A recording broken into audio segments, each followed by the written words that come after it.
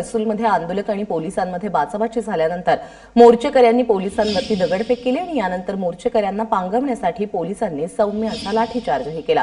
त्यामुळे औरंगाबादमध्ये या आंदोलनाला हिंसक वळण लागल्याचं पाहायला मिळालं। पोलिसांना सौम्य असा लाठीचार्ज करावा लागला। मराठा क्रांती मोर्चाचं चक्काजाम आंदोलन आज राज्यभरात पाहायला मिळतंय। काही ठिकाणी वाहतुकीची कोंडी होतीये तर काही ठिकाणी अशा पद्धतीने बाचाबाची होतीये। औरंगाबाद मधली हे दृश्य कृष्णा केंडे आपल्याबरोबर आहे। कृष्णा, औरंगाबादमध्ये काय परिस्थिती या आंदोलनाची हिंसक वळण लागल्याचं कळतंय? निश्चितच औरंगाबादमध्ये शहरामध्ये 9 ठिकाणी चक्काजाम आंदोलन करण्यात आलेलं होतं, तर ग्रामीण भागामध्ये मिळून 50 ठिकाणी चक्काजाम मराठा आंदोलकांनी केलेला पाहायला मिळाला। काही ठिकाणी आंदोलक थोडेसे तीव्र झाले होते आणि घोषणाबाजी मोठ्या प्रमाणावरती सुरू होती। त्यात जर आपण पाहिलं तर औरंगाबाद मधलं जिथं मराठा मोर्चाचं कार्यालय आहे तिथे मोठ्या प्रमाणावरती मराठा बांधव एकत्रित आले होते। तिथे राष्ट्रगीताने या चक्काजामचं शेवट करण्यात आला।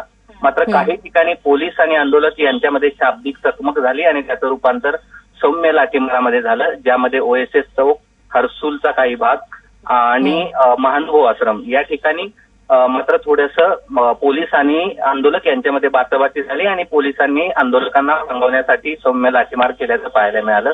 यामध्ये 3 कार्यकर्ते आंदोलक जे आहेत ते जखमी आहेत, त्यांना औरंगाबादच्या घाटी रुग्णालयात हलवण्यात आलेलं आहे। मात्र एकंदरीत इतर ठिकाणी मात्र मोठ्या प्रमाणावरती प्रतिसाद होता आणि शांततेत हे चक्काजाम आंदोलन पार पडलं। कृष्णा, धन्यवाद या सगळ्या माहितीबद्दल।